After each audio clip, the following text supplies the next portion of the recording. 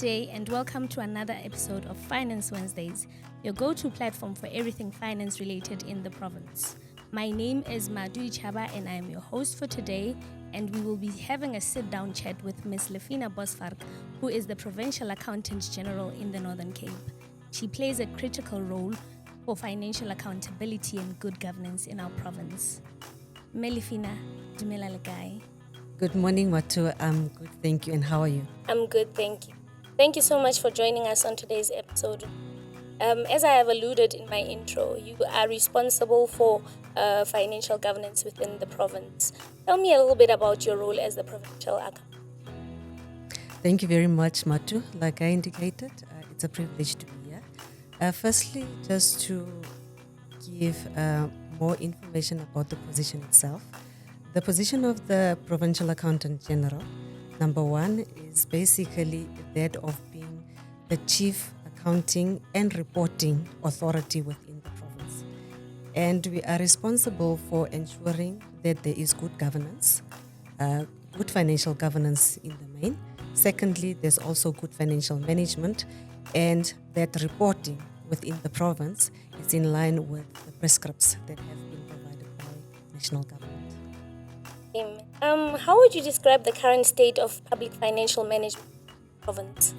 Matu, if we are going to use audit outcomes as the yardstick, you'd actually see that as a province we have performed quite well over the period. We are currently sitting with about 5 clean audits, meaning that those departments were found to be of good standing. Their financial statements were fairly presenting.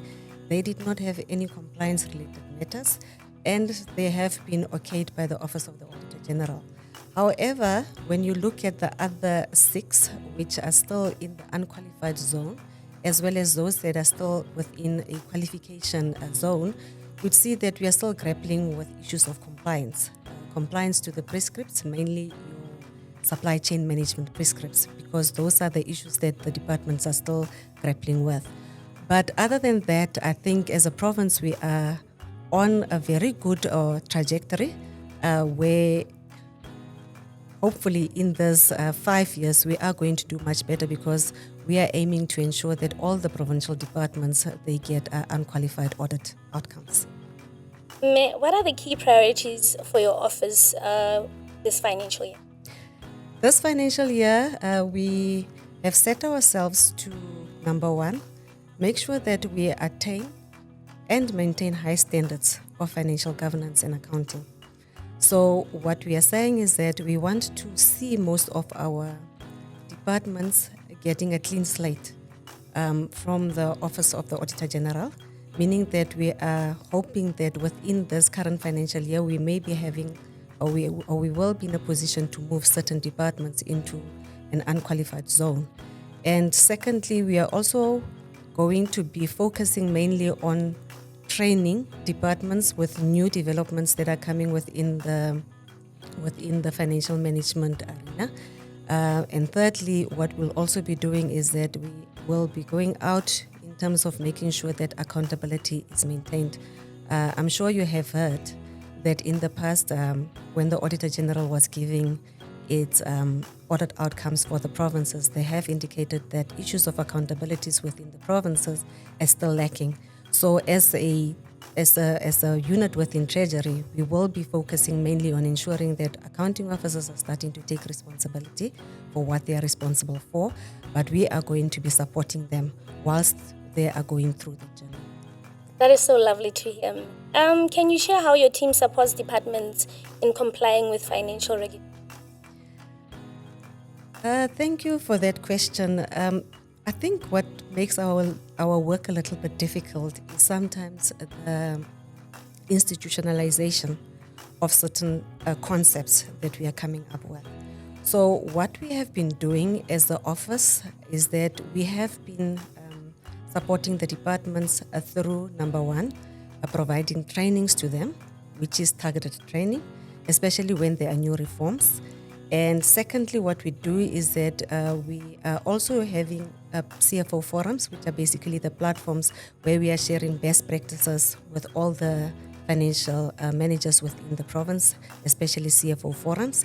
And what we are also having is that we go through a process where we take the departments on a hands-on approach, where we basically go to the departments, give them guidance as well as technical expertise and advices on how to do certain things. So basically what we are doing in the overall is that we are having, a differentiated approach in terms of how we tackle departments, because there are those departments that are struggling because they do not have capacity in the means of having hands or number of people that can do the tasks. So when we go to those departments, we ensure that we, take the expertise from Treasury, ensure that the team from Treasury goes in and they do the work together with the departments. But unfortunately, I think that is something that we cannot necessarily sustain as Provincial Treasury, because we are not structured to be in departments and doing work for the departments. So what we are currently doing is just as a startup, so that we can wait for the departments to get the necessary capacity to be in a position to take over from some of the work that we're doing. Sounds like you have created a platform where you are able to assist as much as you can with the little resources that you have. Very true, very true. As you know, that we are the smallest in the department, but I think the demands and the needs of the departments are more than what we can do. But what we do is that we try to stretch ourselves as much as possible. How can the public follow the work that you do or stay informed about financial? All right, that's a very interesting question because if you look at our work, it's mainly internally focused because we are supporting departments. But what you can basically, or what the public can basically do is that if they want to follow our work, is that on an annual basis, the office is supposed to provide or to table consolidated financial information of the province. So basically, that's when we consolidate all the financial statements of all the provincial departments and then produce just one document for the province. So when in September, I think we will be tabling, or in October, sorry, we will be tabling these financial statements, so the public can wait for that and then just see how the province is performing. Furthermore, I think the public can also use the platform that you have made available, the media platform of the department. I know that there is a Facebook page and there's also X, I should think. I think mainly that's where you will be in a position to see what is it that we are doing. As much as we are internally focused, I think some of our work can also be seen in those platforms.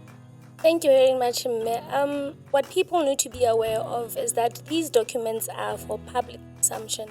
So all of these documents that we produce as Provincial Treasury are on our website on www.ncpt.gov.za. So you can go to our website and familiarize yourself about actually what is it that we do as Provincial Treasury.